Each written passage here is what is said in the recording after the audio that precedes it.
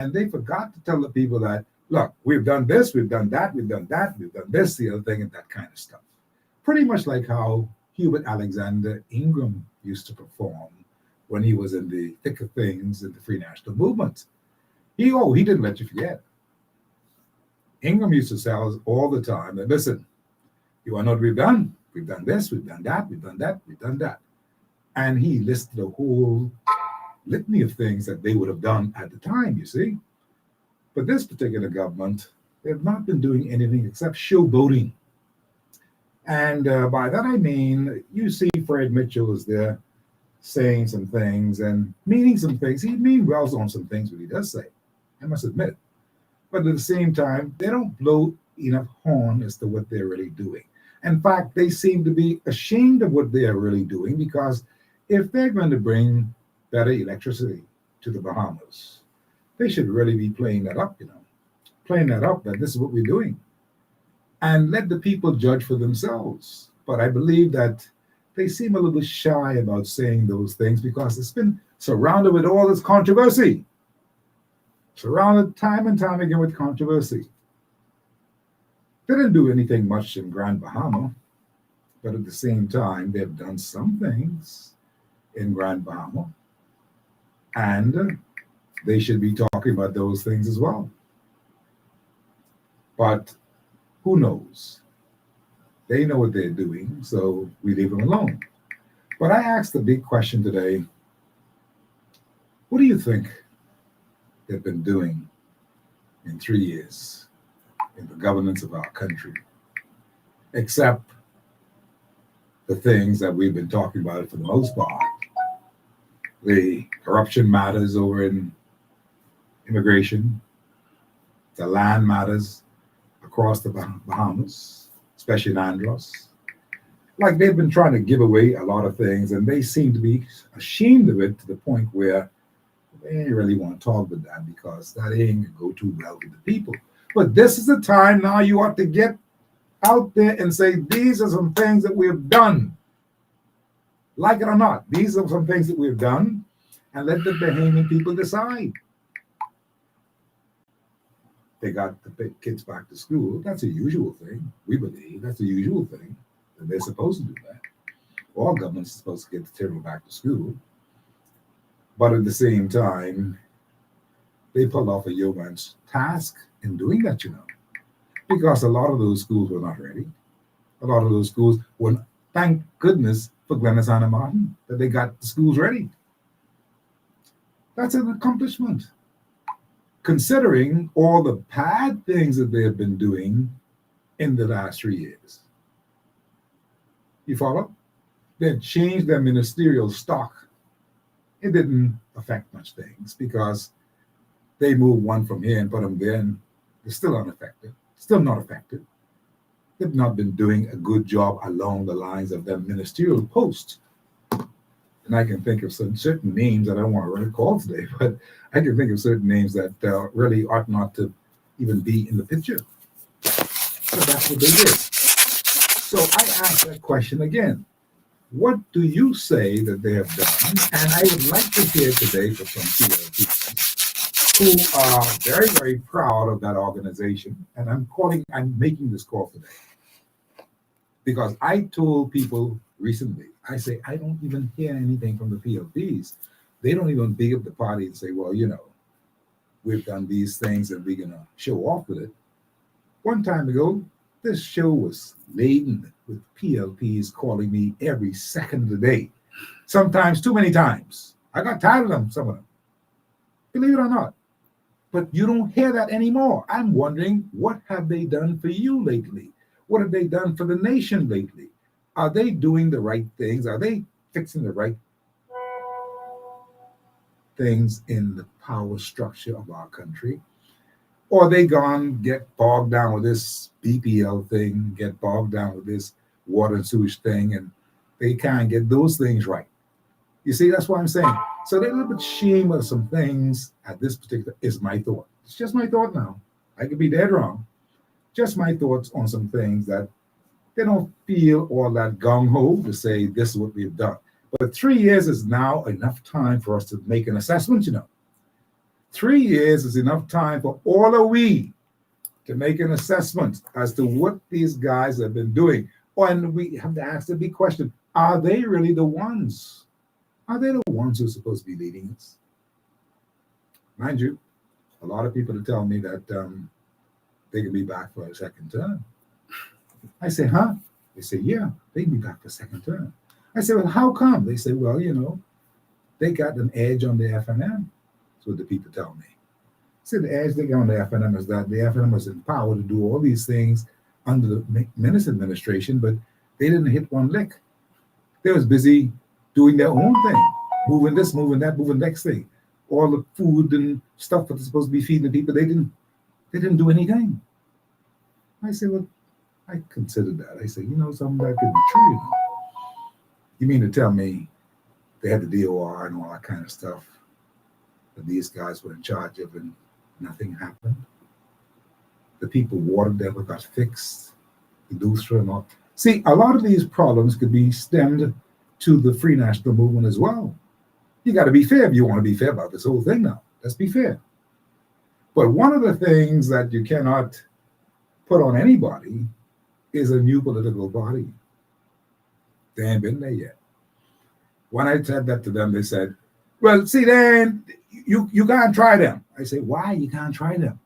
This is a new political party. Say, well, you can't try them. I say, why can't we try them?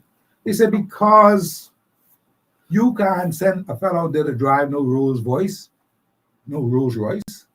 He never drive a Toyota. I said, what you mean by that? He said, well, you want to send him to the government to drive a Rolls Royce and he never drive a Toyota? He said, you fool. That told me. I believe he was talking to the COI.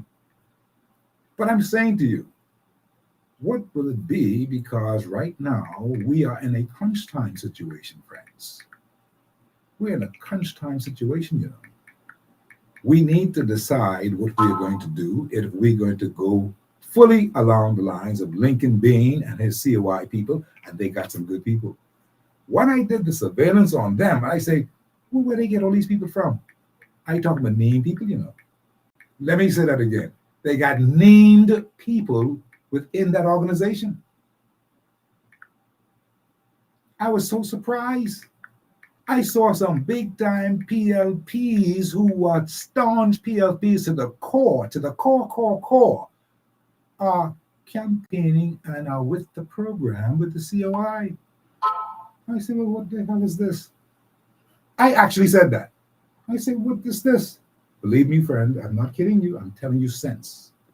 I'm giving you this assessment so that you can actually make up your mind, because things ain't real in the PLP. Things ain't real in the Free National Movement. They got, both of them, political parties, got their own big problems. They got an internal problem within the Free National Movement. They got an internal problem within the PLP movement. You may not believe that. But if you hear me tell you that, I get that from good sources, right? I know what I'm talking about. And as a result of that, they can't make up their mind and decide on a lot of things that they really want to get done within the party framework. And that's why you see certain people are out there talking all this talk about what MPs got to do, how they ought to be around, and how to call people. I told, listen, a couple of weeks ago, I told you there was a sound bite that I received from Lee Alfred Gray. He's the High Counsel in Canada. He was complaining just weeks ago about the PLP not returning his phone calls. Mm-hmm. I want you to understand what I'm saying to you. This is a high-ranking fella, former member of parliament, who had difficulties that they would not return his call, and he was cussing them. That's what I said. And Alfred Gray don't play around. I'm showing you something. They got their problems. All parties have their political problems. There's no question about it. But when you come to 3 years in office, you've got to show proof, tangible proof that you've been here, this is what you've been doing, and this is the record you got to show. Here's my record list. Look at all the wonderful things that we've done. Look at all the wonderful things that we've got planned to do in the immediate future, and you are going to have the cost of living drop from way up there to nothing. If you ain't saying that, buddy, you talking nonsense. That's what the people need to hear now. Do you think that they have that in their plans to say that to the Bahamian people? Or do you think that the Bahamian people have a plan for them to get rid of them? That's a serious situation. Because the people want relief. Steve Mckinney has been on the air telling you this for the last 3 years, well, for many, many years, but I'm talking about the last 3 years of the Brady Davis administration. I've been telling you this all the time. It's no secret. I've been telling you the people need to see the change. They need to see some effort to make the changes that they would really want to see. Instead, what the PLP has done, they've decided that they're going to go and they're going to do even add more fuel to the fire by lighting up the whole thing with BPL, by lighting up this whole thing with water and sewage, by lighting all the many things that they have added fuel to the fire. Who can you blame? I told them, don't do it. I told them, be careful with what they're doing because the people aren't pleased with them. Maybe they didn't believe me. Maybe they just did not believe Steve. Say, you don't know what you're talking about, man. You shut your mouth. But now what we have, something coming home to roost, and it ain't a good picture for the overall well-being of the governance of our country. It's not a good picture. So you can't blame Bahamians for looking out and saying we want better. You can't blame Bahamians for liking Lincoln being and hooking up with him and saying, well, you know, let's try you. You can't blame them. How are you going to blame them? You failed. How are you going to blame them? Now you got to do plenty of homework and go and catch up with a fellow like a Lincoln Bain and not try to convince him to get on your side. You got to try to make sure that the people are going to forget about him, and you got to do some magical things to make sure that the people forget about him. Because they ain't going to forget about him right now. I'm telling you. 3 years, man, the clock is ticking. That's what it means. 3 years is the clock ticking away. Would it be a closure for the PLP? Would it be a closure for the Free National Movement? The gentleman I was talking to the other day comes from another island, Bahamian. His whole thing was that it just ain't time. What do you mean it's not time? Well, he says that it ain't time because the people ain't ready to make that massive change yet to go from this two-party regime to something else. I say, okay, I hear you. Why would you say something like that? He says, it ain't gonna happen until like next year, after this election, after this one happened, it gonna happen. I say, buddy, so when I'm talking now, I say, buddy, you realize what you're telling me? You realize you're telling me that it's gonna happen after this election when the Davis administration is gonna make sure it don't happen no more in this lifetime because they can get all them aliens in the country to vote in this election and tighten the ropes on the whole shebang. He said, what you mean? I said, if they vote in this election, let's be talking to him now. If they vote in this election, you ain't gonna have no more chance to get free from this two-party system because one or two of them can sew it up because they can allow for these young people to vote in this election, a general election, and they are not to be voting in a general election like this because they have no citizenship. I say, you see the point what I'm making? Citizenship makes them a voter in this election, and the Bahamian people ain't gonna have no more chance to vote anything else because they will outdo us in this election. And that's what Brave Davis is counting on, is what I told the fellow. We got big telephone conversation going on. And he's like, yeah, but I see what you're saying. I see what you're saying. I say, what's your comeback? He has no comeback. There was no comeback. You couldn't come back and say, well, okay, I see it this way. There's no other way to see it. That's the bottom line. If, in fact, the Davis administration and those are able to get them people to vote them in this time, that's it for you. Goodbye. Yeah. That's what I'm saying to him. And that's what I'm saying to you, the Bahamian people today. So are you going to sit back and let this thing happen? Or are you going to do something about it? I've been bringing you up to date every day. Told you, here they are. They're going to the polls. They're voting. Here you are. They're getting registered every day. Are you getting registered? I ask these questions all the time. That's the preparation for this whole thing. I also told you that, listen, what's happening right now is that Mr. Davis can call an election anytime now. He's got the FNM right where he wants them. If he calls the election right now, they ain't ready because they broke up. I might as well give it to you strong today. They broke up. I don't care what none of them say. I talk with all of them. I talk with Mr. Pintard. I talk with Dwayne Sines. I talk with Darren. Everybody. They ain't ready. Now, I hate saying that because I want them to be ready. I really want them to be ready, but they ain't ready. The way that they're playing the game right now, they're playing into the hands of the PLP. And Brave Davis is a clever fellow. Now is a good time. You may not believe that. Now is a good time. But I tell you what, there's a fellow named Lincoln Bean already. And they call him up. He's a dark horse. They call Lincoln Bean up. They ain't prepared for what Lincoln Bean got. They want to make sure they could keep them fellas in their space. That's what real politics comes down to on the ground. That's what it comes down to. Strategy. Nothing more, nothing less. And if Brave uses that strategy, he can, in fact, deal with these fellas effectively right now. See, the record has been set, you know. Minutes didn't go for 5 years. Minutes gone 4 years. Who say Brave can't go 3 years?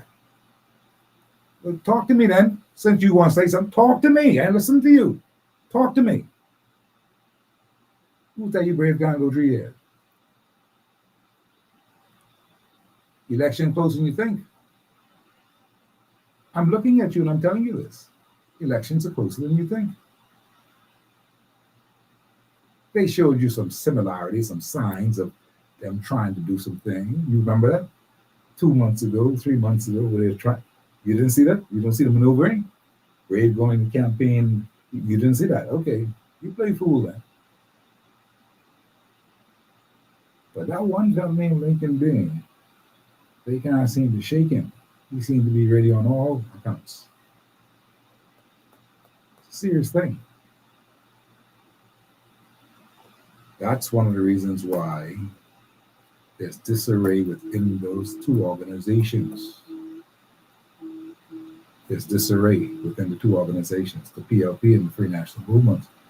No fault of their own, just fault of people who just hustling around, bumming, just making things happen for them in their pocketbooks. That's what it is. Nothing more, nothing less. We expect that to happen from all politicians anyway. But the point is, it should not happen this fast. You should wait at least till you get another turn, then you could see if you could maneuver this and maneuver that. I got to teach them how to do some things too. I'm serious with that. See, Ingram and them never did this, Ingram, when he was in charge of the government, never, ever dreamt of doing things in his first term. Never. His whole idea, he can try to help the people out, and some greedy people. He had a lot of greedy people around him. All of them fellows who you saw Ingram taking pictures with recently in books and stuff, listen to them, they were greedy people. He had to satisfy them. That's why he moved the Property Tax Act and all that kind of. That's what it was all about. He had to satisfy some people. These are the people who gave the money. See, in 1992, I'm talking about. But then he came back and he said, "You're too greedy. I ain't getting y'all no more." Remember that? That happened at the Hilton Hotel. I was there. Do you understand what I'm saying to you? So he decided he was going to give them some things to other people, the regulars. That's how the other place people got into the position to have some power and some control. Because them other fellas wanted too much money. They wanted this, wanted that, wanted everything. The PLP didn't play it that way. The PLP came in and they took care of their crewdies and their henchmen and everybody else first and foremost. They're going to pay for that. Because you just don't do that. Not in politics. The result of it, we now see what we are seeing. Want their share now, and then waiting. They ain't waiting on nobody to come the next time. They want theirs now. So we got an influx and confusion within the party framework. Chaos within the. On the other hand, has done very, very little since he became the undisputed leader of the Free National Movement. Very little is done. We all know the story. We don't know why he's taking so long to do something powerful and something mighty, but everybody's talking about it. All over the streets, they're talking about it. What Pentad them doing? What did all the FNMs are talking about it. What the hell Pentad them doing? Mind you, his men really want to go there, and he should let them go. I had to tell Perry Christie one time, right on this radio station. I said, Perry Christie, you gotta turn him loose. You know what I was talking about? Rollins ran with them. Remember that? I said, turn him loose. Let him go. Turn him loose. That's when they revived the PLP. I say, let the Michael Pentad, you gotta turn your fellas loose. These fellas want to beat up on some people. They want to body slam some people within the PLP framework right now. They want to body slam some people. They ain't got no license to be turned loose. The fellas ain't got the license to be turned loose. So they just stand put. They don't want to get fired. But they won't get loose. That's the best advice I can give Mr. Michael Pentad this time. Turn them loose. Turn them loose. Let's see what they made of. Because right now, you're trailing. You're all trailing. It's right now 6:52, 5:52. I'm going to divert in, talk to my special guest today because I brought him here to talk a lot of those things I talked about just now, but he has a lot of things that he wants to talk about as well today because what's happening here is that 3 years in office, and I asked him the same question I asked you. What have you seen? Have they done anything lately for you, for the growth of this country, for what is actually happening in the country? What can you say, measure, say that, yes, the PLP has done that. I see their signature on it. That's our boys. Can you say that? Call me, 376-9234, 376-9234, or 821-9234. That's 821-9234. As we talk today with my special guest, Lincoln Bain, on the show today. Good afternoon, Mr. Lincoln Bain. Good afternoon, Steve. How are you doing today, man? I'm in good shape. Awesome. It's always good to be here. Absolutely. And your dialogue was very interesting. Mm-hmm. A lot of good stuff you talked about. My favorite part of it was the analogy of the person who talked about the Rolls Royce, that you don't give a Rolls Royce to whoever. I don't know who he was talking about. Yeah. You don't give a Rolls Royce to whoever. The problem with that is, at this time, the Bahamas is not a Rolls Royce. Mm. It has the potential to be, but the Bahamas right now is a clunker. The Bahamas is a jalopy. At this time. A jalopy. Not a Rolls Royce. No, it's not working properly. And even if it's a Rolls Royce, it's a jalopy Rolls Royce. I see. Why do I say that? This is a jalopy, a broken down car that has an electrical problem. The electricity ain't working. The alternator is bad. Oh, Lord. It's not giving you proper current. This is a jalopy where the water pump. This is a jalopy where the water pump isn't working. and so that's a serious problem. Your car is running hot. This is a country where the timing belt ain't working. This is definitely a country where the steering wheel is broken, because right now we are non-compass mentis, just floating without any direction, whatever flip goes. And so we need to hand this car over to someone else other than who has been running this car for all these years. If you have been dealing with this car for 50 years and you still didn't get this right, you need to step aside. You need to get lost. And so I want to start for that person with this broken down car. We are 3 years in, and we are still hearing the government talking about what they are going to do, Steve. Yes, I know. You, at 3 years in, you should be winding down. You should have things to campaign about. 3 years in, and you are still talking about what you are going to do when you can't provide simple resources like water for the people, like electricity for the people, proper roads for the people. It's like nothing in the country is working properly. And I don't want to sound like a complainer, but this is our reality, Steve. There are people in this country who are suffering. We can't get the banking system working properly. We can't get the policing system working properly. We can't get the immigration system working properly. We can't get the education system working properly. We still bragging with a D average and talking about we improve from a D minus to a D, and that we need to celebrate. Let's hit the carpet and start breakdancing.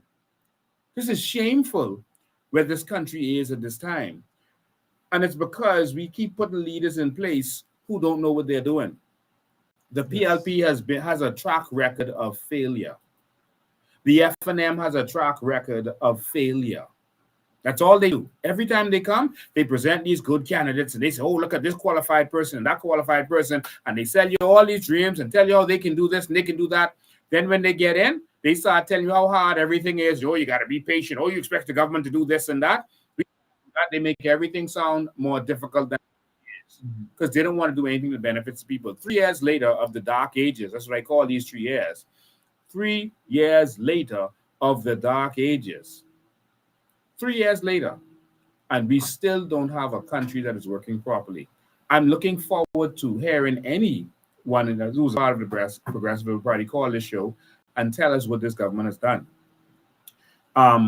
I hear them bragging about reducing from 12% to 10%, but then increasing the things that we normally use more frequently, increasing those things to from 0 to 10%, and then bragging that they make more VAT money. So obviously, you increasing from 10% gave you more money than the 2% that was on the things we really use. Steve, you eat every day. A lot of us use medicine every day. Sure do. All of the things that they added it to, we use every day or every month. You can pay for insurance every month. Medicine and all these other things you use frequently. You don't buy clothes every day. You don't buy shoes every day. You won't buy a car every day. You won't buy a property every day. So going from 12% to 10% is not the big money. And they keep doing these things to flam us and railroad us. And so 3 years later, the whole country is falling apart. We can't even get NIB to work. NIB. The hospital is falling apart. Man, it was raining in the hospital this weekend. Raining in the hospital, inside the hospital, Steve. The nurses was walking through water and sending the video. I mean, what are you bragging about? You had a contractor billing R.M. Bailey, billing an R.M. Bailey. The roof caved in. Now you give that same contractor the $18 million contract for Cat Island. $18 million contract for a 10,000 square foot building. Over $1,500 a square foot. And now you have a building collapse in Abaco, the hurricane shelter. 3 years later, after going through Dorian and everything else, we don't have one hurricane shelter in this country. And I'm not talking about the churches and stuff they tell you to go to. They're not hurricane shelters. They're churches and schools. Not one hurricane shelter. And we do you see anything to brag about? I don't see anything. I don't, but I mean, there are people out there who believe that they've done a fairly good job. I try to give them some pointers and some tips that they've done one or two things in the islands, like Cat Island and all that, and maybe one or two things also in Grand Bahama. But there should be many, many more things that they would have done or could have done and should have done. And I waiting on the people to call me because of where I'm ignorant. Somebody may call me and say, "Steve, you did wrong about that." Steve, the people in Cat Island are complaining. I got a call from one of Brave Davis's general, his biggest general, who said Brave Davis did nothing in Cat Island. Did nothing in Cat Island. Just talks. We revealed a video where they went to go and do a video, Brave and Dr. Davel and them did a video at the new airport. What they did was build up one wall to the front, and Dr. Davel is seen in the video telling everybody, hey, you got to shoot from this angle. So they could only see this one wall went up in the front. And we got to pretend like you're working. Say, make it look like you're doing something. All right? we can stage it. You can hear him saying it. We can stage it. Because all they are, he actually said it on the tape. This is embarrassing. Yeah. I hear what you're saying. And now your nemesis is Fred Mitchell. Not that you're running against him. I'm just saying he's the one who always been calling you all the COI. That, what you call it? He calls you all a name. No, he calls me all kinds of names. He calls me Satan. He calls me the devil. He calls us coalition of idiots. Idiots. That's what I'm talking about. Coalition of idiots, right? Mm-hmm. He's been going around saying things himself, and there's some worthy things that he's been saying. He's talking about the banking system and all that. He's agreeing with that on that particular score. I think that he's in full agreement with you on that score that the banking system needs to be reformed in some manner. But he's also been saying things like the members of parliament in his political party should, in fact, be doing more than they are doing, even if it's just making a phone call back to some people. So apparently there's some serious problems within that particular grouping itself that they're not even calling back their own people. I'm beginning to smell a rat. I'm beginning to believe that maybe, all is not well to the point where they could care less if they win or not. Yeah. In terms of Fred Mitchell, I'm not moved by any man who thinks he's a woman, first of all. That's confusion or insanity, one of them, because you like to do what women do. That's be with men. So I'm not interested in those kind of people. And the nasty name calling that he does, it shows that he has no credibility and he has no argument against the COI. Because in everything that we bring to the people, they can never say that the words we are saying is false, that we don't have natural resources. They can't challenge us on the natural resources. They can't challenge us on the carbon credits. They can't challenge us that Bahamas need to be put first in this country. They can't challenge us on anything that we are saying. So what does he do? He goes to name calling. And then they get defensive when you call him a name. But shouldn't we be dealing with more things pertinent, like the immigration matter that's before us, that's going to be That's a big money business for them. That's a big money scam. I know you're saying that. I know you're saying that, but that doesn't make it okay. It's not okay for them to just say, well, that's a big money business, so leave that alone. For them. For them. But I'm saying we suffer as a people. We have a country to protect. We got a country. When we saw the people today who are driving cars and whatnot, and I mean, I was on the streets today. I told you I just got here just minutes ago before the show started. On the streets all day. And I'm telling you, it's madness out there. It is. It is absolutely madness out there on the streets. It is. I cannot believe the amount of cars that we have on this island. Yeah. See, I never been to the office around that time, around till 4 or 5 o'clock. It's madness out there. The people are in lines and lines and lines. I'm on every street. See, and they're not even from here. Many of them are not from here. That's the problem. They don't even know our traditions, our rules. I mean, everyone is driving like a battle to hell. No wonder why people are being killed on the streets. Something is wrong with this country. The country is being run by idiots. All right. And I can't say it any better than that, Steve. The country is being run by idiots. Because if you can't get the water working, you can't get electricity working, you can't protect our borders, you can't give us proper health care, you can't give us proper education, why are you here? You can't give us, you can't protect us from crime and murder. You're blaming the parents. Why are you here? The country is being run by absolute imbeciles. And this is where the problem is. But it isn't just that they're idiots. The problem is that they are corrupt. They are making money from every suffering that we are going through. You name any suffering that Bahamians are going through, it's because the PLP and the F&M are making money from it. They are profiting from our suffering. And that's what's going on. And then they come and take some of the money they make from us and throw crumbs at us every election and say, vote for us, so they can make us suffer some more, so they can make money again. Case in point, I told you people are tired of that, though. But they're getting more and more tired. They're really tired of it. Yes, they are. I mean, I would be sick of it. But, they are. But people may not have come into their the healthcare fix. The healthcare system is not fixed properly because there are people who make money from you having to go private. All right, there are people who are benefiting from that. All right, the crime situation. You have politicians involved with crime, and they prefer it to be that way. The immigration situation, immigration is not working properly because they are making money selling papers to the immigrants and selling papers to the foreigners from the north and elsewhere. So do you see yourself as a reformer? Do you see yourself as a reformer to really bring things around and put things back in place the way that we believe that they should be in a new country with a new dynamism, with a new attitude? Do you think that you are going to be that reformer that with your people who you have now with you? And you've got some great people with you. I've seen them. Yes. I couldn't believe it. I was like surprised. Hell of a lot surprised. I'm like, these people don't even know what this fella's dealing with. Steve, I have one job in this next election. One job. And that is to take this country from the politicians who've been raping and robbing us and give it to the people. I am not the reformer. We are the reformers.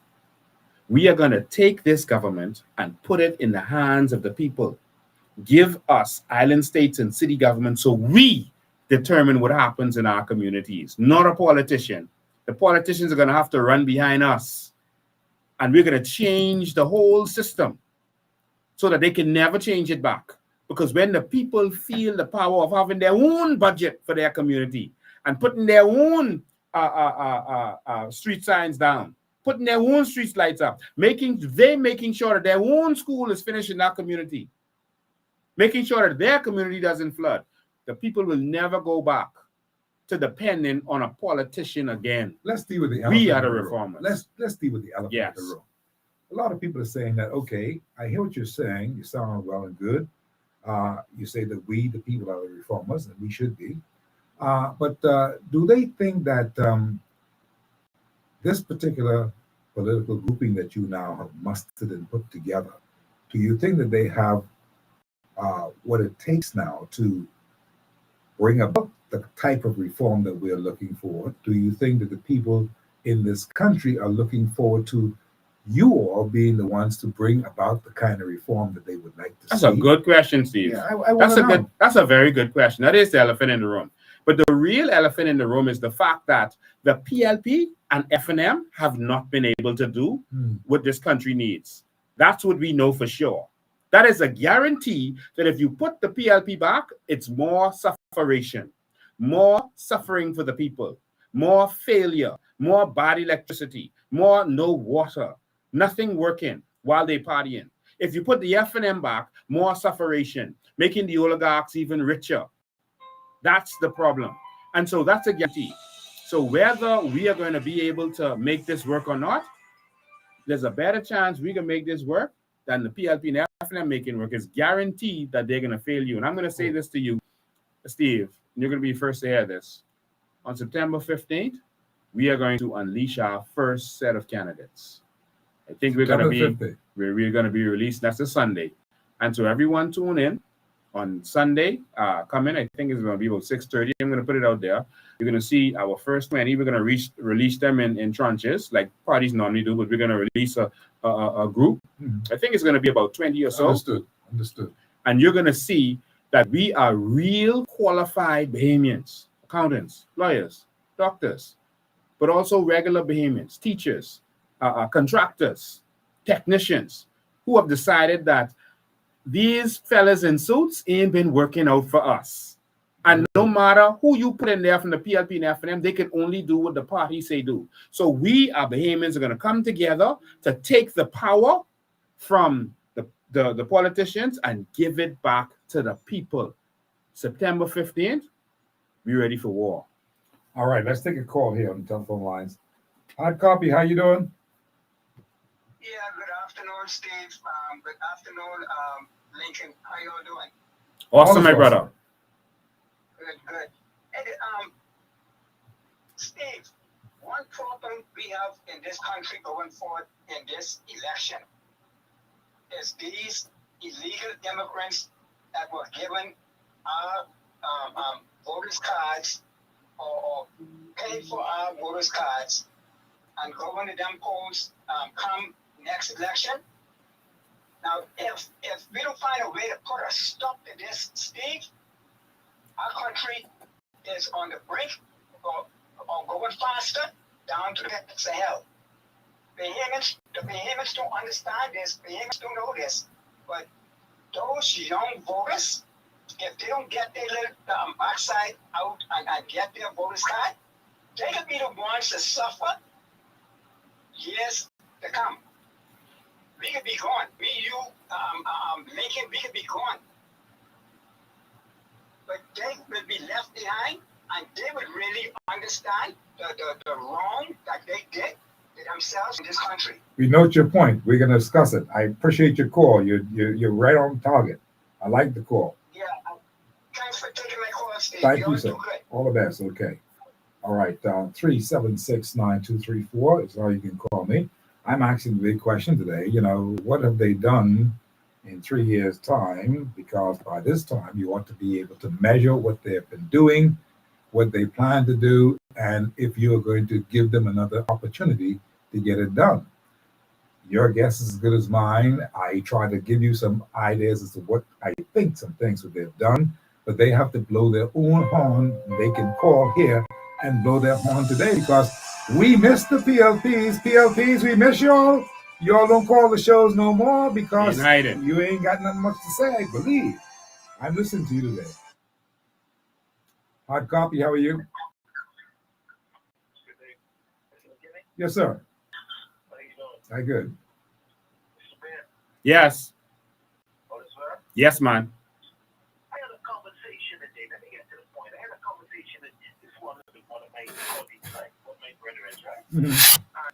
He said to me, we're talking with politics, and he started saying that it's only two political parties. Yes. How could you finish? Yeah. Two political parties. He said only two to choose from, right? I say two to choose from. I said, bro, what you mean by that?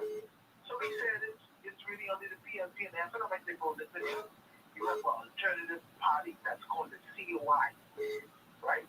So he started to listen, and I said, listen, brother, in all these years, which one of these political parties educate Bahamians to what is there and what's going on and what is being done to us? Nobody. I said, whenever you see a man to step out and want to educate, I say, use Mr. Marvin, for example, whenever you see a man wants to educate somebody, he's a real leader. True, very true. I say, when you do not want to educate somebody, you want to keep them dumb and you want to keep them beneath you.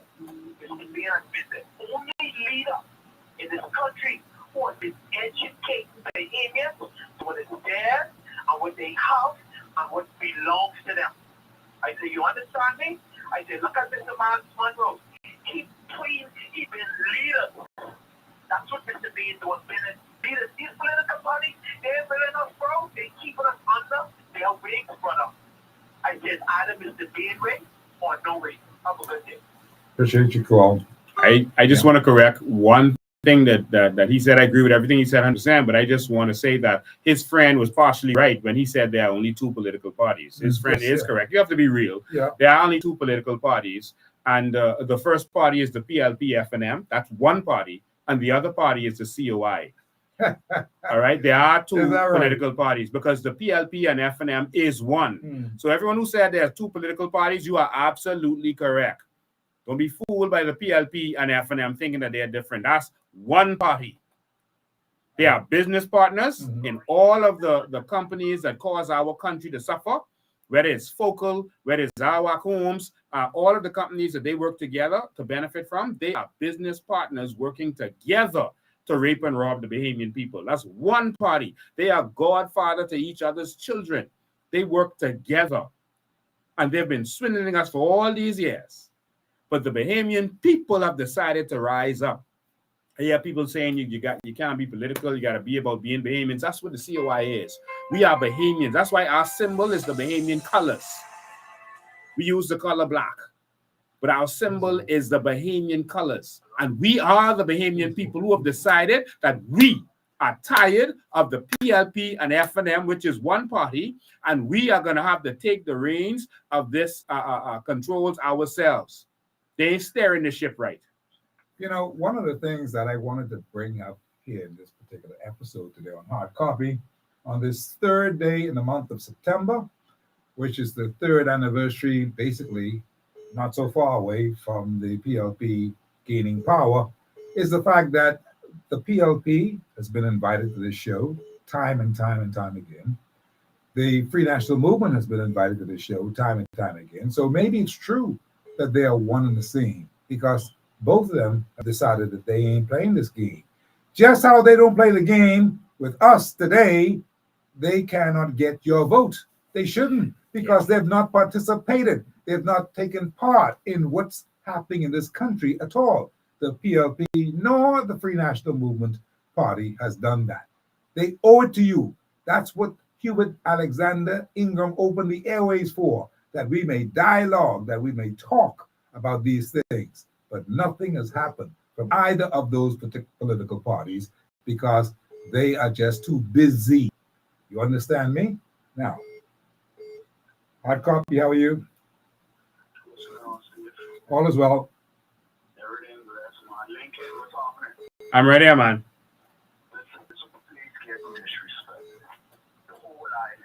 You understand what I'm trying to say? And pay attention to the U.S. Pay attention close to the U.S. You see what happened to them in these illegal immigrants. You understand what's going on over there? You know what I mean? And now over there, they say they're trying to replace the indigenous Americans. The blacks crying. You see what I'm saying? The blacks crying over on that side. I see, I take everything serious. They know exactly what they're doing, but they looking at me and those behind me like people follow the trend. Picked out from where I from, and I judging them as a man. I looking at being in all of these fellas, even though they might not be ruling, they been in power forever. So when I was a little boy running around, he was in power. So I don't want nobody come like they represent the free court, like he was there knocking all around you. You see what I'm saying? I check out the registration. Go try, go register and see who on the line before you. That's got to be an illegal. If you're only thinking this way, you will lose. Lincoln, I die with you forever, but if you're only thinking this way, trust me when I'm saying this. Because when you go to register, I try to get people to follow, you know, to go down your path. But when they go there, it's another language. And I asked the woman the other day, I say, Miss, this can't be right. You know, the woman who registered, and she said she know, but what could she do? So you got people, Lord, who registered the other people, and they said they know it's wrong, but what could they do? They're in the heavy manners. They are being instructed to do what they have to do. And that's one of the reasons why the Bahamian people have to get urgent on this matter and understand that they've got to carry their behind down the road and go get registered. If they don't do that, you're going to lose this country. Guaranteed. Yeah. If you go home, you lock yourself in your door. You understand? You protect it. What and drink all his life. You don't know, somewhere down the line it might be a 50-50 there, it might be an alcoholic. Because I watch it Yes. So Yes. if I watch the country, see, and the times when some real hard female talk when you talk. If I watch the country, if I watch you, that's why you see you got murderers. And the murderers teaching the younger ones how to murder even better because they don't even get worse. Because we watching the police going. They doing the same thing the gunman over here does. Matter of fact, they talking to the people there. They know the God. They know the people who doing the damage. And then they trying to talk this hallelujah type of talk to me. You know what I'm trying to say? There's a Christian culture. They can never separate themselves from politician. Why? Because they gain it from that. You understand what I'm trying to say? So you got the young people saying like, okay, if I go to the court, gets no result. Go to the police when I get no result. But then at the end of the day, you want to overtax me. I got two sets of people in the Bahamas. Two sets. I need to believe it. Somebody will come here on a boat. Watch it. For me to get a piece of property, I have to go through the port authority. Buy it. Go through the government. Somebody sits here on a boat, carve out a piece of land, build up. Now you trying to tell me now we supposed to have some national security. We supposed to have people who are looking after the land. You will drive by seeing illegal structure. I talk about the police, everybody is driving by. And then I sit back and I think about it, Lincoln. Let me tell you why I say you got to hate me as a citizen. You go into an illegal place and you will say, I never hear even the man called Quincy Thompson come to my corner and talk that SHI, I want you, and you was, how do I supposed to sit down as a citizen and take that? You understand what I'm saying? So this ain't got nothing to do with no party line. They fight through illegal. Listen, it has nothing to do with your structure, your integrity, and the behavior. They fight. They try not to annex. They know now that heads being turned. You say what you gotta say. Steve say what you gotta say. Guess what? It starts to trickle in. And now you stop to come up and say, you know what? Everywhere I turn, if I go to the grocery store, I hear drop on me. If I go to the barber shop, they just mix it up, right? So now I sit back and I wonder, I said, okay, this man have a point. This man was saying this forever. What you become now? You're a threat. The only thing you do is you ain't even put up your hand. You walking around as a national security threat. And I don't care who you ever said. That's what you are to them, and they are inside my brother. You understand? And they fight you dirty. And I keep trying to say, you talking to us, not you, but the leaders talking to us, but you know why it's why I expect that? I can live on the back, I take it, but you know why I expect it? They don't make space. Sorry for that, like it just wanted me hard because Freeport is finished, man. Everybody who represents me is a different person, man. Look at anybody who talking to me. The people who want the shipyard, they for it. The people who want the boat stroke, they for it. When you go there with Joe, you know they open you? Show up the kid at the floor or to the bartender or something. Those who open you, everybody would represent you as foreigners, man. And you would talk with you on love for me, and then you come on your Russell, we lose somebody tonight. You think like a change? You think like a change? The port authority got us in a chokehold. You understand what I'm trying to say? The government acting like this in a part of Freeport in a part of the Bahamas. So we playing hands on, court on. But that's what kind of foolishness that is. If the cow went this way, then tax them the next way. There's always some part you can walk into that, man. And that's how I think this is me talking. Lincoln, I'm trying to say, but you're a threat. Look at it, you might call me whatever. But look at it like I'm trying to say. The only on accent, they listen exactly what Steve said. Take over. I go on that one. Thank you. All the best. Thank you, sir. I tell you, it's amazing. I know this gentleman has been trying to get me for a bit. 432-2461. Call me. 432-2461. That's your number? Call me. Call me right back. I'm listening to you. I want to hear what you have to say. Thank you there. There you go. All right. Good afternoon. Hard copy. How are you? Peace and love. All is well. I'm awesome. How you doing? I'm doing great. I'm doing great. Steve, what I heard you were saying that the government has done some things, right? Yeah. I know you could be the one to question what things they have done, Steve. What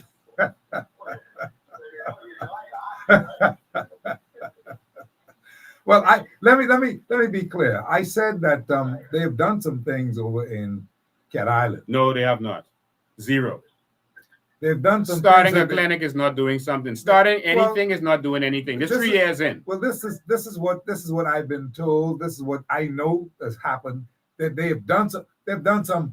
What you call it? I call it Imaginary things. No, not imaginary. You call it what's the word now?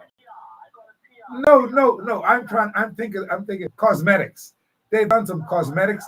They've done some cosmetics in Grand Bahama in the Cat Island, and people are buying into it because they've been talking about it. You see, they've done nothing in Cat Island.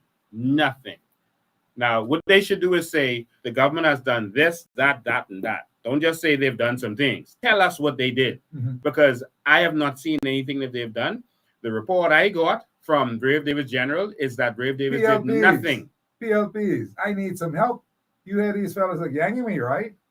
I try to get, I try to make sure that the fellas them trying to do some things. I say that they've done some things so far. They've done some things over in Cat Island with the airport and with the clinic, what they're trying to do. But they have to be doing more. It doesn't take 3 years to build a 10,000 square foot building. Failed. It doesn't take 3 years to build a clinic. Failed. They have done nothing in Cat Island. Absolutely nothing. Nothing. Brother, what you say that they have done? Well, I see you trying to take the pressure off them a little bit. No, I try to be fair. I try to be fair because I know that they've done some things, maybe not really worthwhile things to the point that it affects us as Bahamians in a big way that we can say, okay, that's a good thing. We're not talking about it. It's nothing much that we can talk about and say, what have you done for me lately? Well, they did this, they did that. We can't say it. We cannot say My that. brother, if you're saying that we have to be fair, we have to be fair to the people of Cat Island who are still sitting under a tent when they want to go to the airport 3 years later. You can't, if you're going to be fair, you can't have an airport where you put up one wall of a 4-wall building. Lincoln keeps telling me when there's one wall we got the video. One wall. You got to be fair to the people who ain't got no clinic. Well, Michael Dalva, please call me and tell me that ain't true, that they put up more than just one wall. Please. I know he's listening to the show today. And they said it's $18 million for that building. $18 million for that little building. And the foundation only cost $50,000. Now they could wonder how I know that. They tell me the foundation only cost $50,000. So you get from $50,000 to $18 million. Well, you mean they moving money? Let me speak Chinese now. Something wrong. What you say, brother? How you doing? The one thing I can say for sure, right? There's a lot of things I like about the COI, right? But there's one thing in particular, right? They are moving away from praising ministers and government for doing things that they're supposed to do. Okay. Doing roads and the water system. And normal stuff. Yeah, normal stuff. That's not praisable. What the COI would have noticed is that they're talking about economic empowerment, all right? Let me give you an example.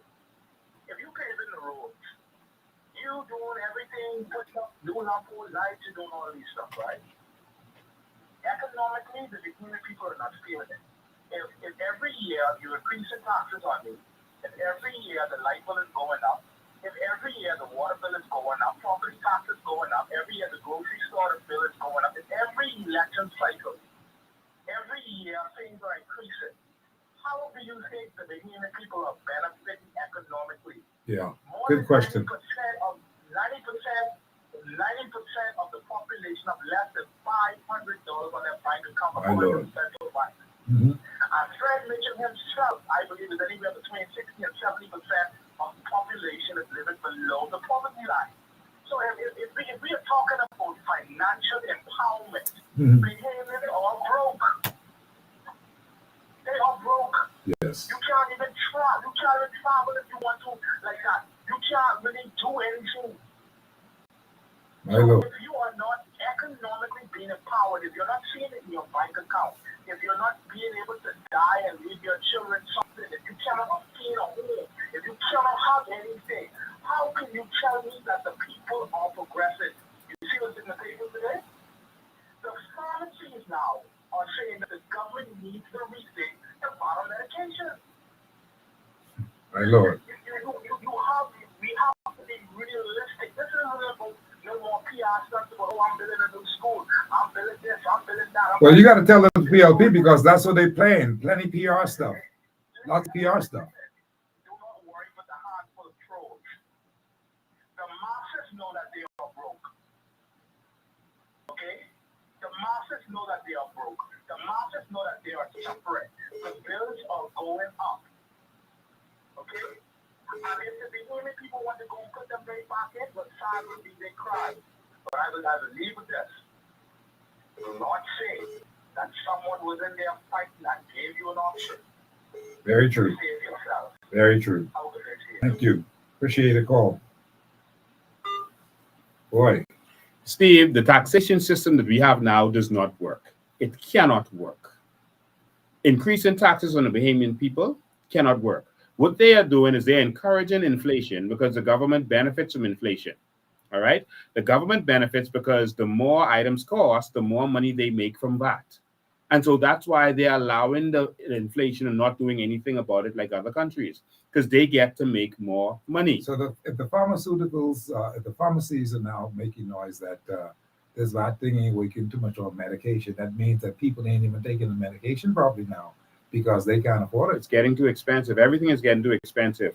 When electricity is high, and electricity is But high, you can't let the healthcare get that expensive to Yes. the point where the people can't take the medication. and people are dying. More people sick. See, if they don't care about health, they don't care about the You pharmacy. mean they don't even care about the health? They don't care Come about on if they care about health, they would have built one hospital in 70 years. You mean Dr. Davel don't care about the state of the health? They of have this not country? built one hospital in 70 years. Well, no wonder The why. UBP built the last I hospital. understand that, but no wonder why Davel is going to be challenged this time when Michael Pintard sends in that boy called Travis. Travis is going to run and be in Tall Vines.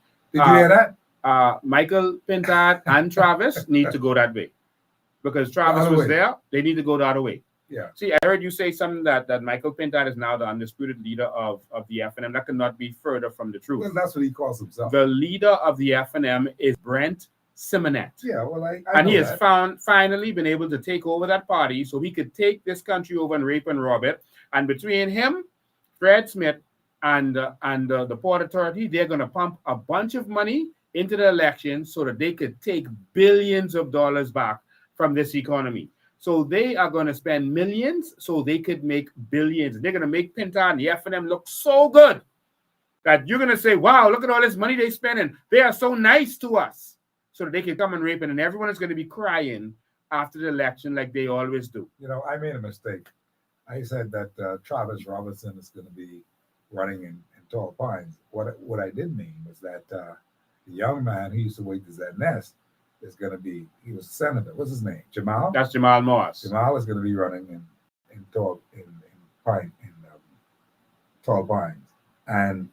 And Travis Robinson is going to be running against Alfred Sayers for the FNM PLP. That's what I'm understanding. Mm-hmm. Now, that could change. But I tell you one thing right now. If they are smart for themselves, they won't fool with that. I saw something curious this week, Steve. Mm-hmm. I saw something curious this week. I saw the FNM had a whole press conference so that they can go and say that they wanted to invite persons to come and be candidates. I saw that.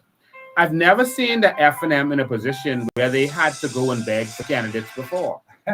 And so I've never seen them come on and air a whole press conference to say, hey, we need candidates. That is showing you that they don't believe that they have a strong team. They don't have a strong team. They need some of your candidates. And now all them people I see you got, my friend, they anyhow, let me just be quiet. they need to see what's happening with your bunch. That's what I'm telling people today.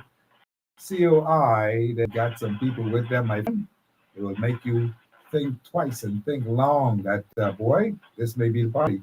Hard copy. How you doing? How you doing, Steve? Hi, good. How you? You doing good, your friend? Fine, Hey, Pinewood, how you doing? how you doing? Listen, Steve, listen. I listen to you today, right? Mhm. I don't want nothing come out my yard, okay? None. You don't want to see. You don't want to see the PLP. You don't want to see the F&M. You don't want to see Lincoln Bain. Huh? What, I ain't sure, okay. I knew I said to you, I don't see none. you don't want to see none. Okay. I just had a lot of water in my house and I'm so happy, okay? Mm. I'm so Yeah, you happy. live in Pinewood Gardens. That's right. Mhm. Yeah. Nothing happy, okay? Nothing happy. Wow. But Larota's your man of business. Larota should have already been able to go inside your place and move all your stuff out and make sure you're straight. Listen to me. The BC go buy flat screen TV. I gotta go buy the next one, okay? You know what? Don't give me nothing. I don't see nothing around my house, okay? None. Wow. I don't blame you. You don't believe me? I say I don't blame you. I can understand why you feel that way. But they've been, while you've been voting for them every election, they've been promising you to fix that flooding problem, and they never fix it.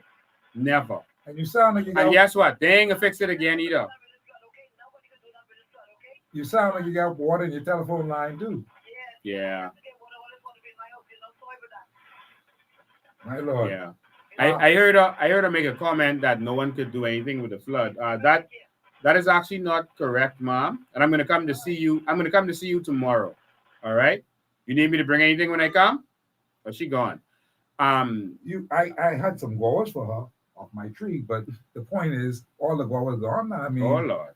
you know, I was No. trying to get See, these guavas from that time. And Steve, this is important. See, what they always want to do is make you think everything is impossible because they don't want to do nothing. And before election, they can tell you they can do it. Right. Then after election, they can tell you, oh, it's impossible. And they can push that around to their people. The flooding problem in Pinewood could be fixed very easily. Both parties have talked about it. The Army Corps of Engineers from Yes, the I U.S. remember have them. They were given here. us, they have been here and they've done an assessment. And another private, another private company. And Kayla's role was saying, oh, it's on the Prime Minister desk. Oh, it's going to be done. I'm happy to say that it's going to be done. was there people at that time. Yes. Yeah. Kayla's role. And before him, it was Byron. Before him, it was Alison Maynard. All of them have made this promise. All of them. And so, and it's only a $10 million fix. All you do is you build a reservoir in the community. You build it underground. So, for example, what countries do is you dig up the park. One of the parks, we have a park in the back of Pinewood, a baseball park. It's not being used. So we'll dig that up and put a deep reservoir there, concrete reservoir that can hold water. And then you put the park back over it. So you don't even know that the reservoir is under there. So when the water floods in the community, you pump all the water to that reservoir. And with a lift system, etc., you can take that water, you can repurpose that, purify that water, and reuse it for irrigation and other stuff if you want to, for fires, because fire trucks showing up with no water now, who knows why. And or you can take the water and pump it back out, purified back into the canals. Well, you sound like you got a plan for Pinewood Garden. You run the Pinewood Garden, right? And yes, of course, that's my home. And so, yes, I'm going to run in Pinewood Gardens. I've shown, we have done all of the work and the research. We have done videos with animation to show you how this can be done, how it's being done in other countries.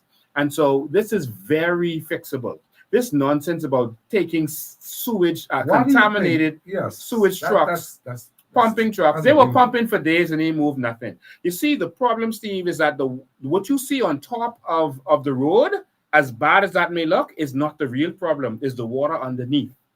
All right? So when you pump from this road, the water from the other road is traveling underneath the ground and it's going right back there. So you're almost not doing anything. And that's why days later, I drove on Sunday in that water and we almost stalled out and they was pumping from Friday. That's like taking a cup and trying to dip out a swimming pool. And then you're using contaminated pumps. And someone said to me, oh, well, the water's already contaminated because people have cesspits, etc. Most of Pinewood is not cesspits. Most of Pinewood is sewer. All right, we have a sewer system in Pinewood. Only the houses that were not our homes type houses would have cesspits, and there's very few of them. But most of those homes have a cesspit system. All right, and even if so, that system is underground. The water on top It's flowing straight into people's houses as cars drive past, etc. You're taking that contaminated hoses from the water truck and put it in there. But even if you say, okay, it's not going to contaminate it, that's just a fix. Why is that the fix 50 years later? 50 years later, you taking pump trucks. That's like toting water from the pump. 50 years later. I mean, we've gone back 50 years. We can't just put in a proper system to pump this water out properly. 50 years and billions and trillions of dollars later. No. All this land we've got to redistribute our people, man. People can't be living in that kind of situation. Well, we have policies that's going to make sure that happens with island states. We're going to let people be able to build up their own communities. If the money from Long Island could stay in Long Island, if the money from Abaco could stay in Abaco, if the money from Grand Mama could stay in Grand Mama, they could build up their own communities, Steve, and now have reasons for people to move back. They keep sending it to Nassau for politicians to squander and waste it and party. I'm telling you, that's terrible. Hard copy, how you doing, Greg? Good afternoon, Steve. Good afternoon, Mr. Bain. Good afternoon. Yes, good afternoon, Bahamas. Yes, sir. Mr. Bain. Yes. I just want to ask you a question straight up.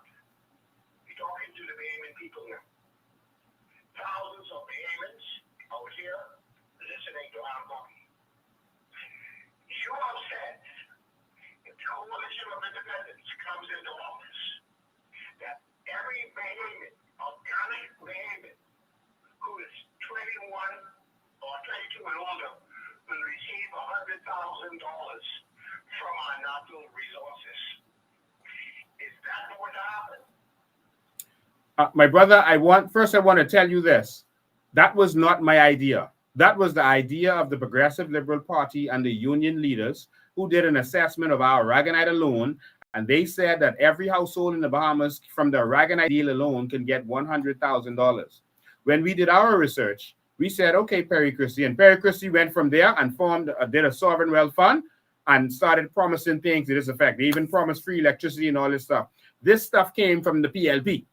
So just putting that there, because they're saying that Lincoln being a COI is selling dreams. No, when we formed Bahamian Evolution, we did our studies and we looked at what they did and we said, oh, okay, they said that per household, that was Aragonite. Then we started to see all of the other natural resources that we have, the limestone, the salt, the oil that they were looking for, the natural gas, and there's so much other natural resources that we do have. And so we said, based on that, every Bahamian, a certain age and older, can get $100,000.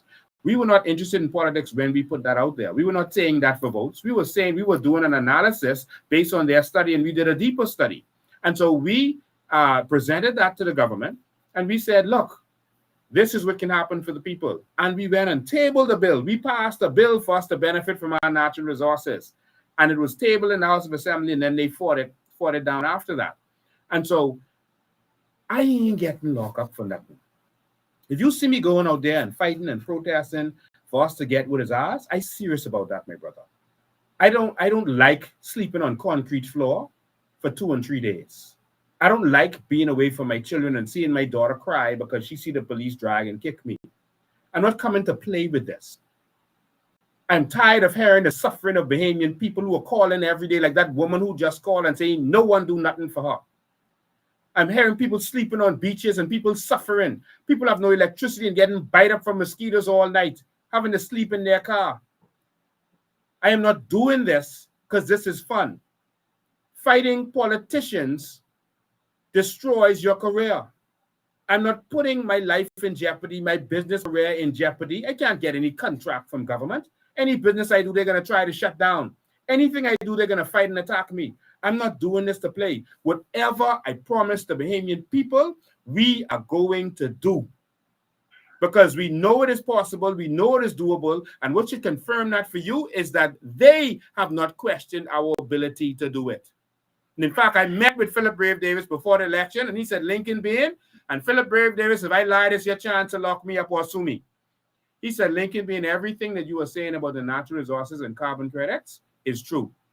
He said, that 100,000 you're talking about is a joke to what people could actually get. He said, Lincoln, I was the Minister of Works. I know what's going on. He said, what you're saying is true, but you can't give it to the people. because then they ain't gonna need you. I said, they ain't gonna what? He said, because then they ain't gonna need you. He said, you give it to a few people and then let them provide jobs. He said, I'm not giving them the Sovereign Wealth Fund. He said he's gonna cancel it. And he did just that. I told everyone this before election. And he came during the Christmas break and he canceled the Sovereign Wealth Fund. Exactly what I said. Everything I said before election. No, man, they brave, nice. He'll never do this. Why is Lincoln saying these things? And everything I've said has turned out to be true. Then when I announced it after Christmas, and the people say, what? I say, yes. The Sovereign Wealth Fund has been canceled. Yes. They couldn't believe it. But Lincoln Bain and the COI is going to reinstate our Sovereign Wealth Fund, and every Bahamian is going to benefit. We are not going to be a country based on taxes, depend on tax anymore. We're going to depend on our natural resources, and every Bahamian is going to be royalty because they're going to get royalties from their Sovereign Wealth Fund. Appreciate your call, sir. Okay. Yeah, I know some people are trying to reach me as well, and they're calling me from a private line, so I can't tell you what number it is, but call me back if you want to. I'm taking all calls today. I was asking a question earlier today. Is there some things that you would like to see the PLP do at this particular time, or should have already done at this particular time? It's 3 years in, 3 years in. Election was what? It was September 16, 2021. I'll never forget that night. The thunder and lightning exploded as soon as they declared them the winners. I'll never forget that night.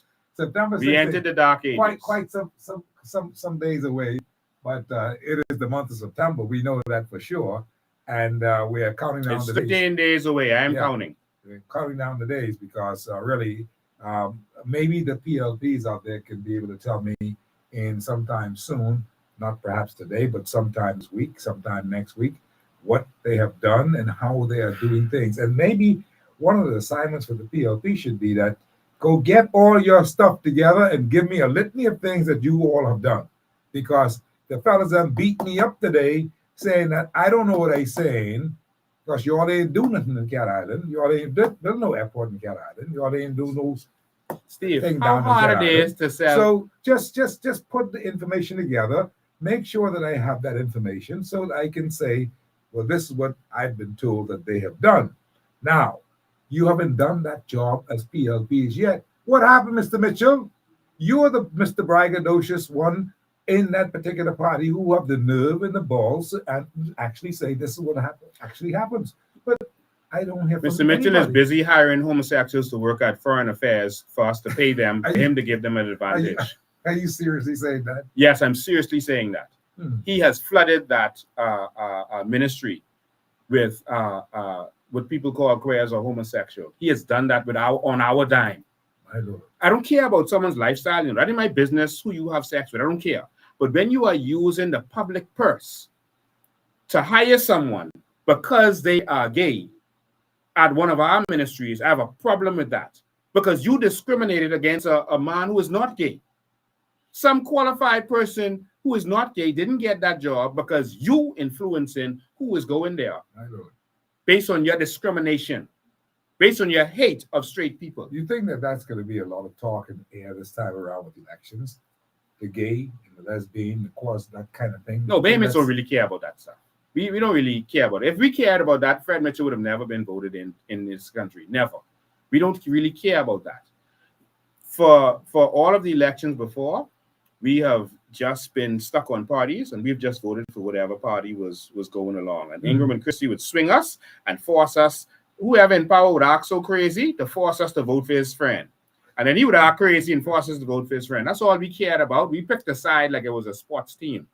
But this time, people are going to care about the economy and the fact that we're going to lose this country to illegal immigrants and foreigners if we don't win this election. Let me take this quick little break. I got to pay this bill and take this quick little break.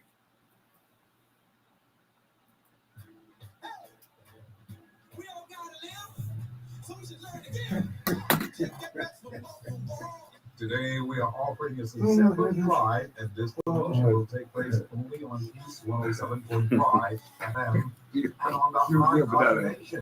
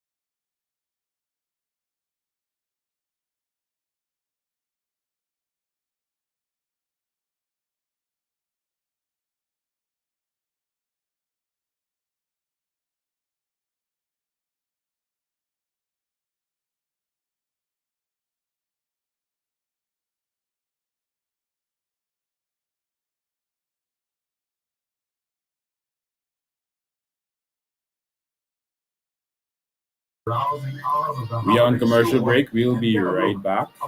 So we're on commercial break, and we'll be right back in a minute. You won't be able to hear us while we're on commercial break.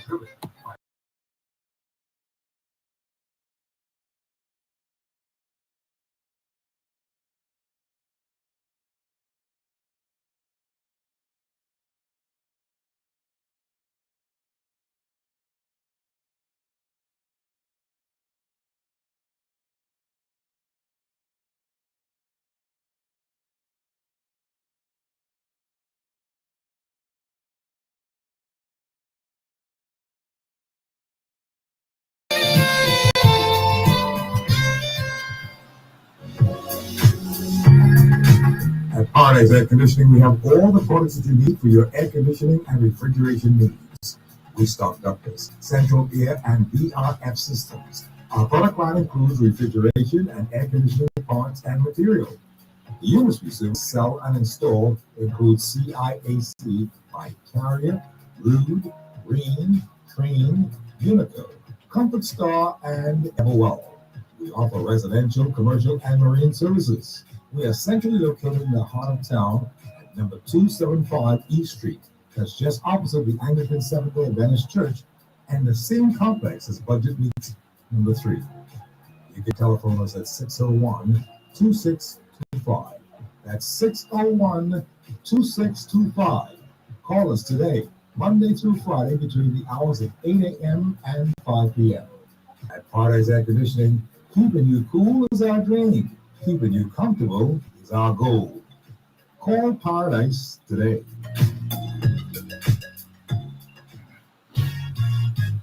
When the steam talks, everybody listen. The government does move quick. Every day you got this. They want hot coffee, hot coffee, hot coffee, hot coffee with Steve Mckinney. Steve's business, you know that for sure. On Mondays through Fridays, Steve Mckinney, you the score on hot coffee, hot coffee, hot coffee, hot coffee with Steve Mckinney. Da da da da da da da da da da. 5 before the hour of 7 o'clock, and this is Hard Copy Live. We are in our final moments of Hard Copy Live. We asked a question today about the PLP and what they've done in recent times. Are you pleased with them? You can phone me up and call me and let me know what's happening. Hi there, caller. How are you? I'm just fine, Steve. Thank you very much for taking my call. Good evening, Mr. Bain. Good evening, my brother. Good evening, my fellow neighbors. I want to congratulate you, Steve, because your show, Hard Copy, has risen to the level of a 600 level studies course. I appreciate that, my friend. This show, on this show, you could learn about politics and governmental studies. I dare say you can even learn about religious studies on the show. That's right. Anybody who you haven't listened to can walk away after a year with equivalent of maybe a master's degree. Oh my goodness. Are you flattering me? You're right. I with you. I'm with you. So thank you for that. You and Lincoln are two of my favorite babies. I appreciate that. Thank you, man. I want to say that the brother who called and asked Lincoln about the $100,000 check, he's just lazy. The information has been out there on the COI website for a long time. The letter was written and signed by John Pinder, Bradford Patterson, Andrew Stewart, another fellow. Patterson, I remember him. Mm-hmm. Yeah, another fellow who was a commissioner, assistant commissioner of police, over 16 years ago. My Lord. My Lord. And people like the gentleman and many others are still, suggesting that this is Lincoln's idea. It's a great idea. Lincoln is just building on it, but they proposed it. But I want to talk about how a few weeks back, about 4 weeks back, you had Leslie Miller on. And Leslie Miller said that BPL, water and sewage, and BTC were known as the, I forgot the term he used, but the darling companies in the country. Okay. It means that for 40 years, they sent their families, their friends, their cronies, and their lovers Mm-hmm. to those jobs. And they made sure that those jobs were outfitted with not only best pay in the country, but a pension plan. Exactly. And so they created a base for themselves. All of those people who Very, are on very these, observant. Very pension observant. plans Very are their observant. base. Mm-hmm. And Steve, Leslie revealed what I call a bombshell. There are Bahamians who are not the Beasley who are collecting, in some cases, $36,000 a year from the government. Right for now. life. Exactly. Right now. Mhm. Exactly. Collecting $40,000 a year. Mm-hmm.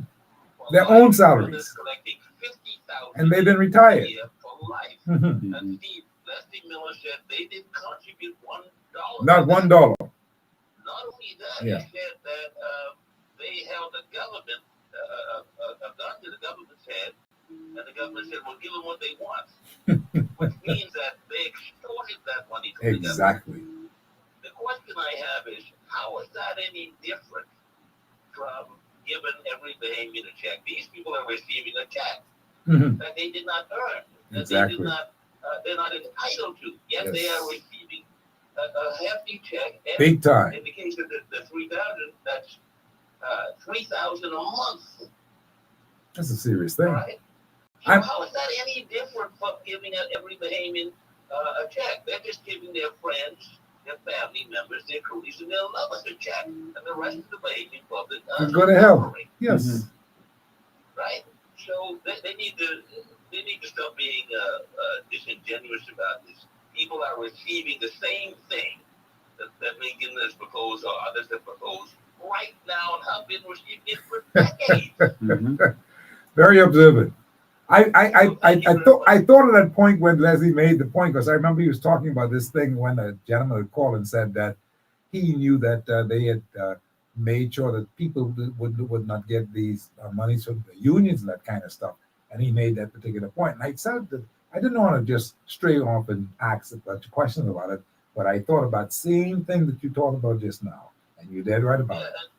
And Steve, our good friend, I have to call him Steve, our good friend, a very respected gentleman, Mr. Francis, was on your show Mm-hmm. a couple of months ago, Okay. saying, "I'm too old to sell dreams." Well, no, these damn dreams, this is a reality.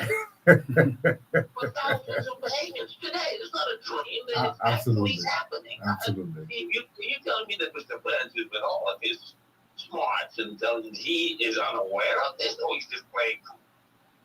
Playing fool is a very serious thing, you know. It is a very serious thing. And I don't mean to put him I understand. down, you know. Yeah, I but understand. He needs to come clean. He owes an apology. He wasn't- But he can't tell it. This is not a dream, it's a reality. Yeah, you're dead right about it. I appreciate Thank it. you very much for that call. Thank you so much. Have a good evening. Thank you so much. Okay, me. Steve, they want to make us believe that we can't have anything. They've kept us broke and poor for so long and uneducated that they want us to believe that anything is too good for us. And most of the people who are against this, they're worried about how do you give money to broke Bahamians. That's what they're worried about, you know. They rather not get anything because they don't want anyone else to come up. That's what it is. It's the black crowd. My lord. You can't give that kind of money to people. You know, their first thing is, who will work? The people who work in now, bring in the foreigners to work for us. Why we got to be working for them? Bring in the foreigners to work for us. That's who will work. We are going to open the businesses. We are going to build this Bahamas. Steve, the reason I want Bahamians to get a check from our natural resources is because the number one problem in this society, other than corruption, is access to capital. They will give you $40,000 so that you can get a car, but they will not loan you Never $40,000 business, for not for business. Yes, sir. Access to capital is a problem. They have laws in place to make sure you can't get access. You can't even get a loan from outside the country to build your business, but they will build a business for a foreigner. Our prime ministers allowed $250 million of our Right now, money out of right. Scotiabank to go to Sarkis Ismailin to build his dream. Mhm. And then to build Bahama, the prime minister jumped on a plane, went to China to get $3 billion for that young man to build his dream. $3 billion. Why couldn't you do that for Bahamian? So the problem is access to capital. And the problem you have in our country why it's not developing is because we keep depending on about 10 to 16 people in the cabinet to determine what should happen in our country. That's where the problem comes in. They don't have all the ideas. The ideas should come from the people. If you look at great nations, if you look at America, the great things in America wasn't done by government. Tesla wasn't invented by government. Facebook wasn't invented by government. The great Ford and other companies, Walmart, that wasn't built by government. The things that they do over there weren't by government. It's by people who actually had access to capital and government who put the environment in place. And so in the Bahamas, correct. we want to give you royalties so you can build the dreams because everyone was born with a good gift. Everyone have that talented person in their family, and you wish, man, you can say, man, my son could cook so good. I wish he could start a good restaurant, but we don't have the money. And we need a good restaurant. Yeah, so we tired eating everything around here. And so there's everyone have that talented person. So if all of us get our check and we put that together and we say we can start this business. Sky's the limit. Now they say some people can squander it. Yes, some people can squander it, but the money don't destroy. It's like energy. Yeah. So if this person likes to drink liquor and I want to sell liquor, well, bring your money to me. If this person likes to drive in fancy cars, and okay, I'm going to open a fancy car shop so you could buy a fancy car from me.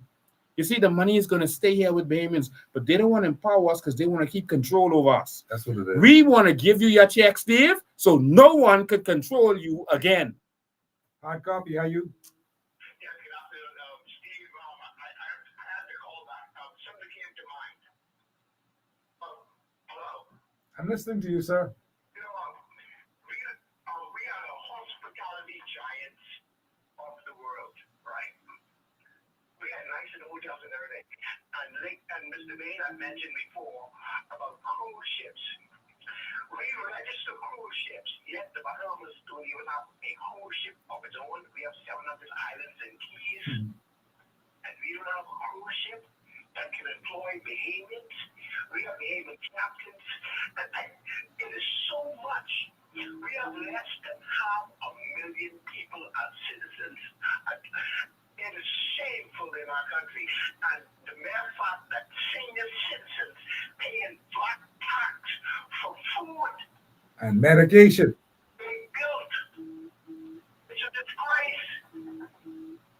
Well, you guys are going to have to do something to change that paradigm around because things ain't getting any better. It's getting worse. And you guys are now the ones who are the keepers of the gate. You guys got to do some stuff. The women of the Bahamas, they're going to send a message to the PLP and FNM that they have enough and that the Bahamas is for their children. The islands and keys is for their children and not for the migrants. I got you, sir. Appreciate the call. All right. All right. Yeah, well, Lincoln, let's look at 5 minutes behind the hour, 7 o'clock. We've got to wrap things up here. Overall, what do you see down the road? What's going to happen? You told me about what's going to happen on the 15th, thereabouts. On Sunday the 15th of September, the Mhm. day before the 3-year mark, Mhm. we are going to launch our first set of candidates, our first set of warriors. Yeah. We're not going to put everyone out one time. We're not going to play all our cards one time. There's some people who might still be working for government, etc., in certain positions. Mhm. And so we're going to release them later. But the first set of brave soldiers are going to come out. You're going to see lawyers, doctors, accountants, but you're also going to see real Bahamians. You're going to see contractors and technicians and qualified people, but people who've decided they can't leave this country, their children in this country to suffer. That we have to do something. Make it happen. People who are tired of sitting down in the heat when BEC is off in the 21st century. People who are tired of seeing brown water come into their house or no water come into their house. People who are tired. And so we, the Bahamian people, have to come together. There was a time in the 50s and 60s when the PLP put together a group of nobodies. We know them today, but at the time they were nobodies. Even those who were lawyers, they never really practiced law. Yeah. They were nobodies. Yeah. But we're not putting nobodies together. We're putting qualified Bahamians together who've decided that they're going to take a stand. What are we looking for? We're looking for people who are not going to sell out. some people say, "Oh, grab this one from here." I guess no, no, no. We don't want anyone Yeah, because you gotta a be lot choosy. is Picky and at choosy. stake, Steve. Yeah. A lot is at stake, and these people will do anything. You heard the port say they give allegedly going to give $5 million. Yes, I Brent see is that. going to do even more than that. Fred Smith is going to do more than that to make sure the Haitians get straight. And so we have to stand up and make sure that our Bahamas is secure for our future generations. Sabox, how are you? Sabox, that's you? That's the name I keep on my phone. Yes, sir. I'm listening to you. You're my final call. Mr. Mckinney, how you doing today? Peace and love, all as well. Hey, Mr. Future President. How you doing, man? Pretty good, pretty good. I'm just calling to let you the say of the Bahamian people. The FNM and the PLP, just like Lincoln said, is two parties combined into one. Now, with that being said, they chose like with Brave. He chose his people and who he wanted to represent. So that means he threw his lot behind the Haitian people. Now here's the thing, that's a double-edged sword, because if he backing those people I'm sorry, I just got to keep pulling on that stuff. But he's backing those people to vote for him. Now, with that being a double-edged sword, who's to say that after they could vote and they realize that they could vote, why wouldn't they vote on their own and say, you know what, let's take this country and screw the Bahamian people all together? What's stopping them from forming a party? Nothing. Tell you what's stopping them from forming a party? The Patriots, and we backing y'all 100%. We need y'all to stop this train before this go off the trail, before this go off the track. Understood. Because our country will be no more. You know what it is to have, Bahamian people, I want y'all to picture this. Picture Louis George as Prime Minister of the Bahamas. With his voodoo beads on and his left hand. Right, and now you think about, is that what you want for our archipelago? We don't want that. Look at what happened to that country. We don't want that. We not have nothing against them, but hey, my country is for us, preserved for Bahamians. Absolutely. Appreciate the That's call. just what I want to say, because that's a double-edged sword. I understand what If you. they vote in this election, Mhm. all this registration they're doing, if they vote in this election, they realize and they tip the scales to Philip Grave David, That's it.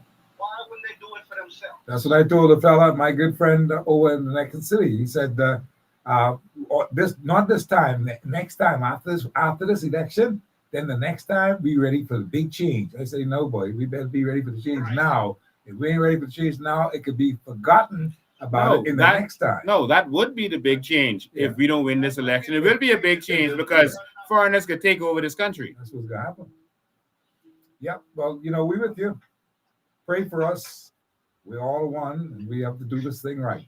I appreciate the call. Also, I got one more thing before I leave. Mm-hmm. Now, when we asked, because I asked a question of Mr. Pinta the other day, and I asked him what was he going to do about this immigration issue and all this illegal. Just understand this, okay? The Bahamian people don't want no deflected answer. We want a real answer. Absolutely. Not no talking around. No, we don't want that. And that's exactly what he did. And whoever was moderating him, they're like, yeah, good job. No, that ain't the answer I wanted. I want you to tell me what you're going to do. I hear that. No more scheming in the bush. You gotta come real and be real with the people. Yeah, like this is not our parents who we all just bamboozle and hoodwink. No, we smarter than that. I got you, brother. Appreciate the call. Mr. Mckinney, keep on doing what you're doing, man. You was one and the FNM and PLP would not come on your show because they're afraid to get you tough questions. I understand. I appreciate the call. And the listeners of the Lincoln Band and the Steve McKinney show is very well educated. So they're not going to come where people is educated. They're going to stay where them people love their colors. They say, oh, yeah, my good minister, my goodness. I hear you, brother. Thank you for your call. But all right, y'all have a wonderful day. And keep up the good work, Mr. B. Thank you, man. Oh, that's okay. Yeah, very interesting. Very interesting. People are not going to come because they either afraid or they just don't know what to say, or they'll be put in a jam and they can't get out of the jam. And I got all kind of questions. Sometimes I just cruise and be in cruise control until time for it to happen. Mhm. And when they sit in the chair, then the questions come. And people Yeah. say, well, I ain't sure we won't bother with that. And that's what's happening on both sides now. I'm not talking just of PLP. I'm talking about the FNM and the PLP. And the FNM should be even more very, very cognizant of this fact because they know that they're going to be asked some questions. What you going to do? How are you going to do this? How are you going to No, do that? not how are you going to do. The FNM cannot recover from the 4 years of hell that they've put us through. Yeah, And they don't want to all that. answer real So questions I see the point. about that. This is Dorian, the anniversary of Dorian. Mhm. And what Pintard and Minnis and the FNM did to the Bahamian people after they suffered through Dorian, they lied about how many people died. That was a dishonor. They kept our loved ones in a trailer for years until we had to jump on a plane and go there and expose that those people were there in the trailer. Yes, I remember that. They hid the building supplies for Bahamians, hid the building supplies that people needed. Why? Because their benefactors are in the building supply business, and they felt if they donated it, they would lose money.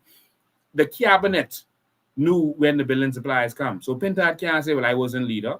You had one vote, and Minister had one vote in cabinet. And people got to realize that. And if you don't like what they do in cabinet, then you step down. And you say, listen, my people are out here suffering and dying, and I don't like what they're doing in cabinet. They hiding the building supplies. You stand up for the people. You don't say you was going to lose your job, then lose your job. Stand up for the Bahamian people. People in Freeport suffered. People in Abaco suffered. People in Pinewood suffered from Dorian, and they don't never recognize that. The people had to move out their house for a year. They got flooded out in Dorian. And so the FNM has nothing to say about what they did. And every time they talk, they grate the people the wrong way because we remembered what Dwayne Sands did. We remember what Pintard did. We remember what Minnis did. And so they can't come on your show because they have to try to hide. All they're going to do is wait until it's time for election and throw a bunch of money on the ground and hope that they could buy y'all to suffer, pay y'all to let them put you through suffering for the next 5 years. They're going to pay you for that suffering. So when you start to suffer after you've taken their money, you can't complain. Because they paid you for that. If I pay you, Steve, if I pay you to let me slap you, you can't complain about the slap, right? No. You know what's going to happen if you let the FNM come back. You know what's going to happen if the PLP come back. And they're going to put some chump change and they're going to say, yeah, come. They're going to treat you like how people abuse street people. Give you a couple dollars and let me slap you on camera. That's what they do to us. They slap us on camera. They disrespect us. They treat us like nothing in this country. But a new group of people are rising up, a new generation of people who are going to usher us into the new Bahamas, a brilliant, smart group of people who are not going to brag about how much cruise ships come in here and making $20 billion off of our economy. We are going to purchase cruise ships with our sovereign credit, and we are going to make the $20 billion from the cruise ship industry. Why are you selling the hotel in Grand Bahama? Isn't that a startup for us to go into resorts as a country? Like other nations are doing? Think about it. And if you're going to sell it, why? You can't 3 years to sell a hotel in paradise? You are failures.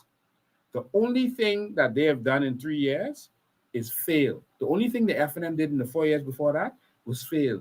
Nothing working. How could Pintard go to Lutra talking about the water problem when they did nothing for the water problem? That's what I'm saying. See, they feel guilty by it, and so they can't make a move. And one of the PLP accomplishments they're saying is, we are going to build a hospital. That's the accomplishment. You're going to build a hospital this year 3. The hospital, they say, it could take 36 months, 3 years to build. This year 3 already. So what you can do? You can stop time like Moses said. Michael Davo has not been able to be on this show. And he's supposed to be on the show because he was one of the bright points. I thought he was going to be a very, very good man in this whole business of politics.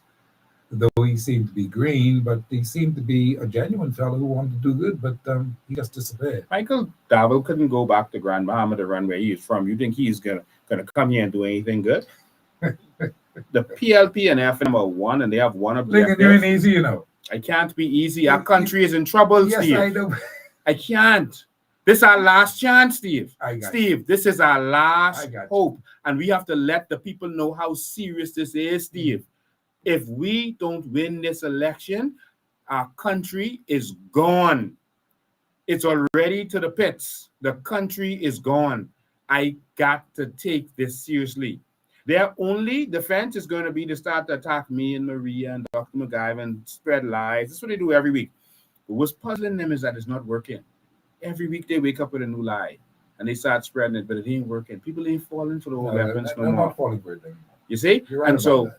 so I have to make sure that the people know I have to do my part. So see, my daughter called me while we was on the show. That's who I'm fighting for. My children. All right? Now your children might benefit because I'm fighting for my children.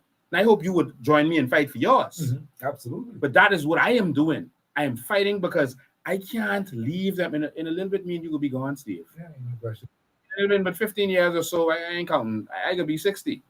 All right? I could be an old man. All right? No, 60 ain't old. I'm joking. But soon we ain't gonna be here. Only what we do for Christ will last. And I believe that this is a mission of God. That He wants our people in this hour. He wants our people to benefit. I am fighting with courage and bravery because I believe that God has sent me. I believe that He has sent me to deliver a message to the Bahamian people that we are greater than they have had us. A Joseph story is the Bahamian people, and we are going to rise to the top. They have kept us down for too long. But we are going to rise to the top, Steve. We are going to rise as a people. That is what I believe. And nothing can stop that.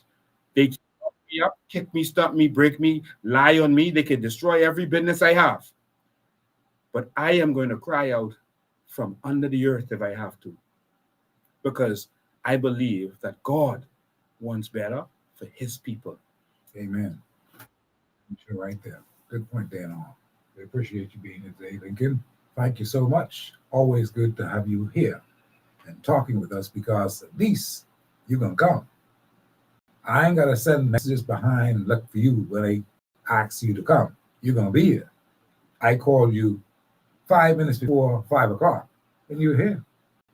I called them 2, 3 weeks ago, 4 weeks ago, 4 days ago, 6 months ago, 6 weeks ago, 6 minutes ago. They ain't show up yet. None of them, PLP or the FNM. Now, how you like that? Wow. Thanks for your call. We'll talk again soon.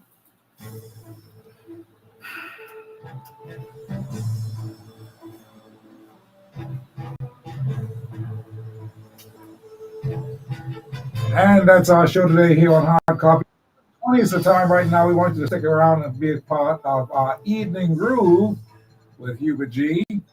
Coming up afterwards, right here on the show. And then, of course, you're going to join us later tonight around 10 o'clock for Lincoln Being Live one more time as we talked about what the PLP has been doing or not been doing, and you be the judge.